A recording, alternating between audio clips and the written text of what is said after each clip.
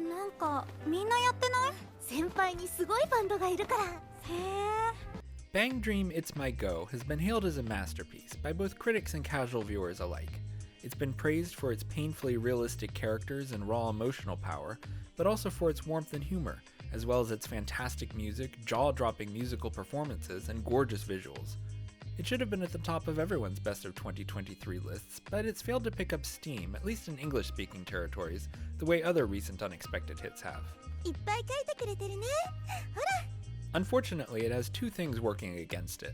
The first is that it's part of a long-running franchise that includes 3 previous TV series, several movies, TV specials, comedy spin-offs, animated concerts, live concerts, and a mobile game. It's something most audiences would naturally assume has a high barrier to entry and is only accessible to longtime fans. However, It's MyGO is designed from the ground up as a soft reboot of the franchise and is a fantastic place for new viewers, myself included, to hop on with no prior knowledge of the series required. It works perfectly well as a standalone series and is eminently watchable for someone who's never even heard of BanG Dream before. But that leads to the second thing working against it, and that's that longtime fans might be put off by the fact that It's MyGO is about a new group of characters and not the 5 girls who previously carried the franchise. It's not even about one of the other 6 already established bands, each one with their own devoted fanbase. Why should longtime fans bother with a show that throws out everything that came before it for this new, gloomy nonsense? The answer to that is that It's MyGO doesn't throw out anything. The series is written by Yuniko Ayano, who wrote all 3 seasons of the anime which came before this one, and directed by Kodai Kakamoto, who's made BanG Dream almost his entire career since taking over the director's chair in Season 2. And unsurprisingly, neither of them seem inclined to throw out the characters or the stories they themselves have shepherded up to this point. Instead, the show honors what came before it, and places it firmly in context with the previous stories, without rejecting or ignoring any of them. As mentioned earlier, however, the show is very friendly to newcomers, and isn't overwhelmed by legacy characters or endless references to previous stories. Yet at the same time, the legacy characters who do appear aren't simply fanservice cameos or glorified extras. The show manages the incredible feat of making those appearances and references work for new viewers without the context of their previous appearances, while at the same time creating added depth and meaning for longtime fans that goes well beyond a simple, hey look, it's that character, serotonin charge. It's an extremely difficult needle to thread, but the show pulls it off beautifully. Today, we're going to look at how the show manages this tremendous feat, and why both newcomers to the franchise and longtime Bandori fans can enjoy the series for what it is. A genuine masterpiece.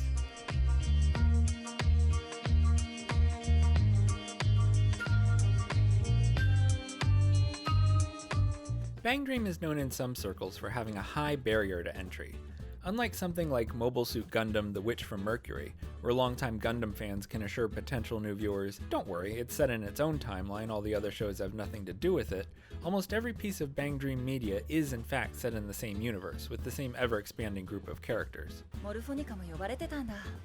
The first season of the anime is accessible to anyone. It's its own self-contained story about the formation of the band Poppin' Party, whose lead vocalist Kasumi has long been the face of the franchise. The series has a minimum of cameos from the mobile game, and no knowledge of the larger franchise is required. You could watch it and not even realize there is a larger franchise it's connected to. Season 2, on the other hand, presumably by executive fiat, dropped the other 4 bands from the mobile game into the series with no setup or introduction at all. I myself, who'd watched Season 1, bounced off the premiere of Season 2 pretty hard, and didn't return to it until much more recently, when It's MyGO rekindled my interest in the franchise. It winds up being more accessible than the first episode makes it seem, but dropping 20 new characters on an audience out of nowhere, and expecting said audience to already know who they are, is a questionable move, to say the least. It's MyGO, however, is the complete opposite of that. It stars an entirely new group of characters, and tonally the series is a marked difference from what's come before.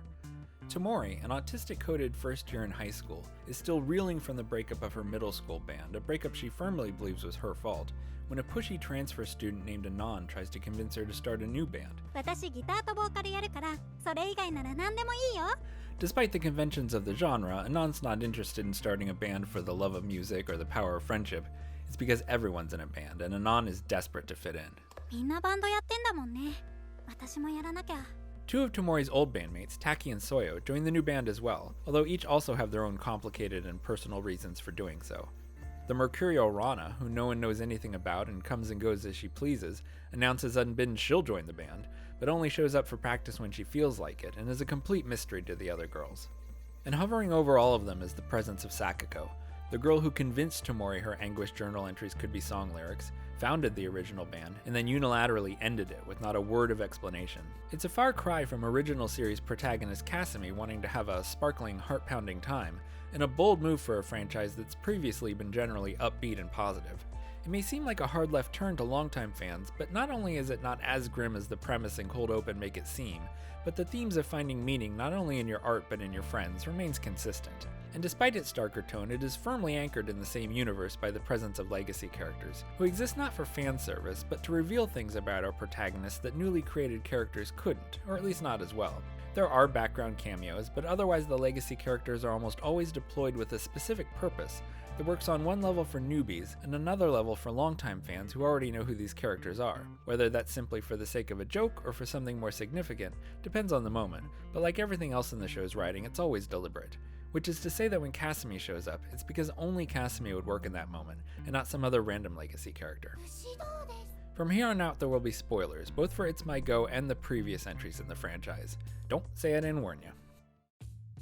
The band Afterglow is a good example of how legacy characters can serve two functions at the same time. They're name dropped in episode 1 simply as a band whose members attend the same school as Tomori and Anon. They become more significant in episode 5, however, when a band drops out of the concert Afterglow and Poppin' Party are sponsoring at the live house Taki works at, and they ask Taki if her band can fill in. This triggers Anon's self-doubt, an inclination to run when things start to look even a little bit tough. アフターグローさんってなんか怖そうだし、やっぱやめた方がいいよな。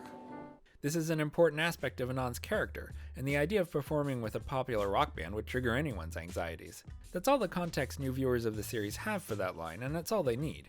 It's an important moment for Anon, which establishes an integral part of her character, and it sets up later conflict with Taki and her other bandmates. However, for longtime fans of the franchise, it's also a good joke, because Afterglow are a bunch of doofuses and absolutely nothing to be afraid of. It comes up again in episode 7, when the actual concert takes place. This scene at the top of the episode is incredibly awkward. The band is failing to get through even a basic sound check, and the presence of one of the sponsoring bands is only making Anon and Taki's anxiety spiral even worse, contributing to their screw-ups and prompting Anon to characteristically flee at the first excuse she can grasp. But Afterglow is not glaring at them. Tomoe is smiling, and Ran's face just always looks like that. Likewise, when two more members of Afterglow show up a little later in our group's dressing room to let them know that the pre-show meeting is happening, Taki is so intimidated she knocks over a piece of furniture.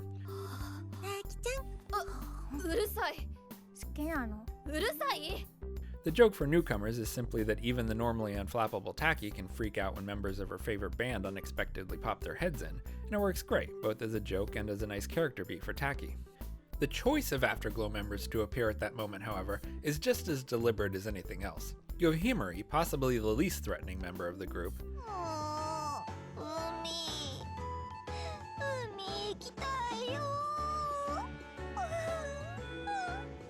and Mocha, who's insightful enough to immediately intuit what Taki's deal is,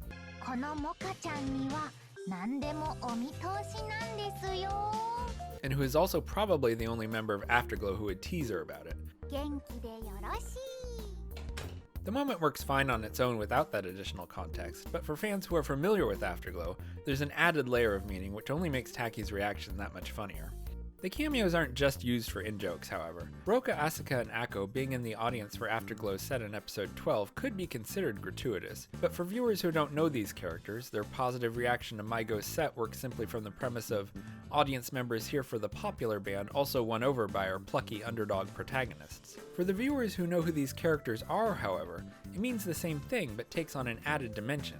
These aren't just Afterglow fans. Two of them play in two of the most popular and technically accomplished bands in the franchise. The approval of such impressive musicians means more than the cheers from random audience members. Even Akko's second cameo in the episode serves a purpose, goofy as the moment seems. Niamu, the popular YouTuber who's about to be recruited by Sakiko for the evil Nega MyGo band Ave Musica, is out looking for capital C content, and we need to see her mugging for the camera with someone famous before we cut to the next scene, where she's cynically crowing to herself over how many views it's going to get her. For new audience members, it doesn't matter who she's exploiting for clicks. Niamu's unfiltered reaction to Akko walking past is all we need to know that she's famous.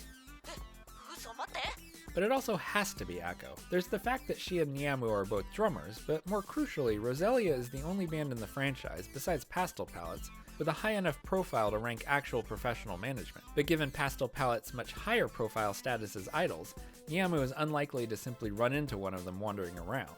That leaves Roselia, and while Lisa might smile and wave for the camera, Ako is the only member of the group willing or even capable of pulling off a performance like that. More to the point, however, Ako's immaturity and trusting nature makes exploiting her feel like Niamu's kicking a puppy, all the more so since Ako doesn't realize what's happening. It's cruel in a way that doing the same thing to Maya, the drummer for Pastel Palettes, wouldn't be.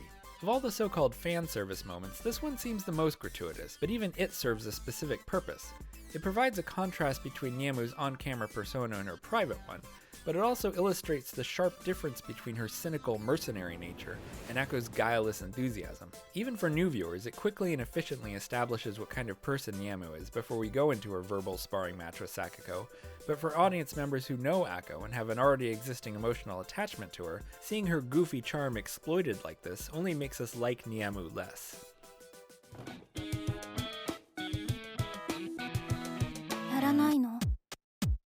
Then there's Rana.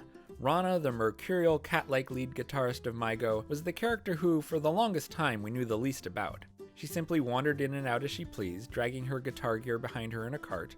She was outside the circle of drama the other girls were engaged in, and seemed to have little baggage of her own. She was just the stray cat. But then we discover that she's been searching for a place to belong.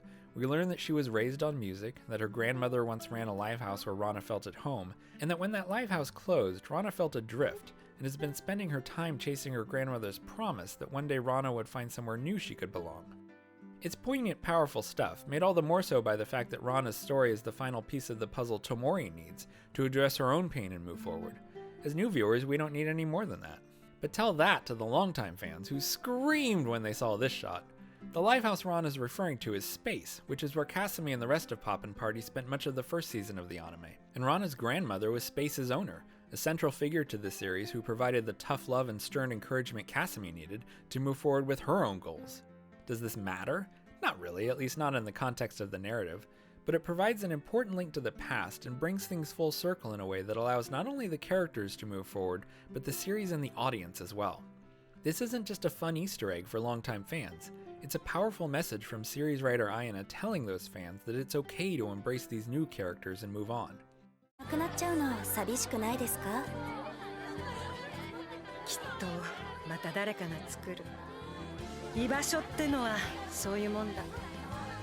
The end of Season 3 and the epilogue film Poppin' Dream were emotionally powerful farewells to Poppin' Party as protagonists of, at the very least, the anime side of the franchise. And so the promise Rana's grandmother made wasn't just to Rana, but to the audience.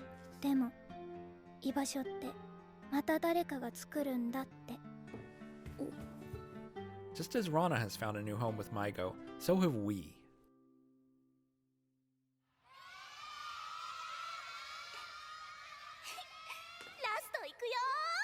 And that brings us to Kasumi Toyama, guitarist and lead vocalist for Poppin' Party, protagonist of the original anime, and face of the franchise since the beginning. Even someone only vaguely familiar with BanG Dream is probably going to know who she is. Likely the only people who wouldn't recognize that pointy-haired goofball are viewers coming to It's My Go never having even heard of BanG Dream before. Which is why it's significant, and a smart move, that Kasumi is deployed in It's My Go more carefully and with greater intentionality than any of the other legacy characters. Her presence carries more meaning and significance than Ran or Ako or Roka, and the show not only knows it, but makes tremendously good use of it as well.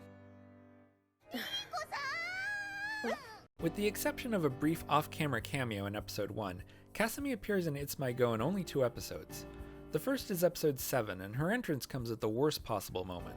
The proto-MyGO is already fumbling and unraveling during what should be a simple sound check, wilting under what they perceive to be the disapproval of Afterglow, as well as their own insecurities. Tomori is struggling to make herself heard even over the microphone, when Kasumi and Saya enter.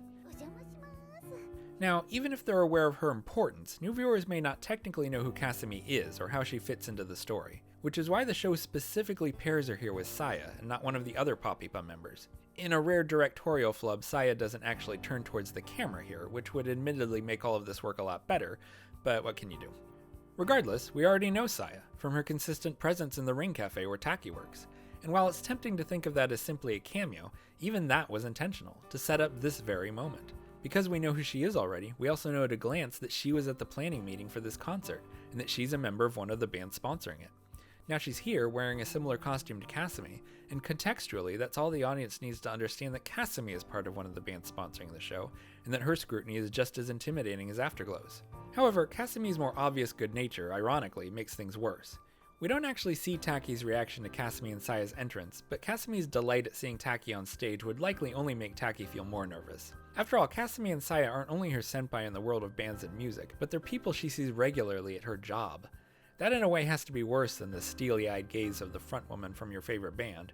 Rana, after all, has no expectations for Taki, nor does Taki likely imagine she'll ever actually interact with the girl. But if she flubs this concert, or even the soundcheck, and then has to face Kasumi and Saya at work the next day, then that's brutal.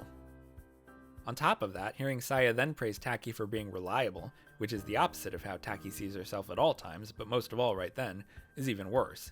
The fact that Taki very likely is in fact reliable isn't the point. For Taki, that's just another expectation she feels like she can't live up to. The finishing blow is Saya innocently asking, "Oh, is she nervous?" about Tomori. Saya means well, of course, but for Tomori, who still believes her old band falling apart was her fault, it's just another sign that she's not up to this. It's the final nail in the coffin for the neophyte band's soundcheck, as Tomori whispers once more into the microphone before we smash cut to the opening credits. Even though it's Saya new viewers are going to be familiar with, the camera focuses here on Kasumi for a very specific reason. This is, in a way, one of the moments longtime fans have been waiting for the most since the show began, and for it to come here, now, at this moment of all moments, is a brilliantly cruel move on the part of writer Ayana that completely inverts what viewers were likely expecting from a Kasumi appearance. We're deeply invested in MyGO at this point, and we want to see them succeed.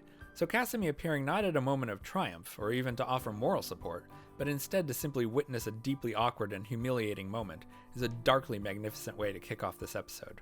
And again, for this to have maximum effectiveness, it has to be Kasumi here. Having Yukina or Aya or God help us Kokoro show up simply wouldn't have the same impact. Even Saya by herself or with one of the other Poppypa members wouldn't work nearly as well. Because again, Kasumi is the face of the franchise, the protagonist and central figure to the entire series, a girl whose cheerful positive energy has inspired almost everyone she's come into contact with, and whose band played at the literal Budokan.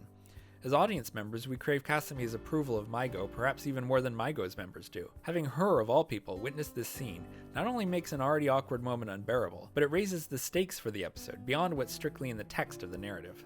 Of course, this is all just setup for the episode's final scene, where after the proto-MyGO's tense, but ultimately successful performance, Kasumi greets them backstage overflowing with excited praise. It's important validation for the characters from the co-sponsors of the concert, but for the audience it's the stamp of approval from arguably the most important person in the entire franchise. And this payoff is itself set up for Kasumi's second and final appearance in the show, at MyGO's first concert as MyGO in episode 12. MyGO? いますか? MyGO ってもう略されてる。バンドにバンドってつけるから。It's cute that Kasumi is kinda sorta in a way at least partially responsible for MyGO's name winding up as it does. But that's not what's significant about her appearance here. はい。頑張ってね。はい。Now, this moment kind of puts the entire thesis of this essay to the test, I'll admit. From an in-universe perspective, isolated from the franchise as a whole, to a viewer who has literally no context for this moment beyond what they've seen in this show, this is simply a warmly supportive senpai encouraging our protagonist. Sweet, yes. Dripping in significance, not really. But again, most people watching this show are probably going to be at least vaguely aware of Kasumi's significance to the franchise. And the meaning of the previous series protagonist passing the microphone, the metaphorical baton if I'm not making myself 1,000,000% clear, to the current protagonist, in a shot that's held just a beat or two longer than you might normally expect, is not going to be lost on them. And, well, for someone who is familiar with the franchise, who's watched Kasumi grow and mature since season 1 of the anime, watched the tearful meta farewell of the 3rd season finale, ステージに立っちゃったら本当に終わっちゃう。 and the acoustic performance in Poppin' Dream where she stares into the camera right at the audience and sings a song called On Your New Journey, well, yeah. BanG Dream It's MyGO is one of the best written shows I've seen in years, possibly ever. There are a lot of reasons for that, many of which I hope to examine and unpack in the coming weeks and months with more video essays like this one.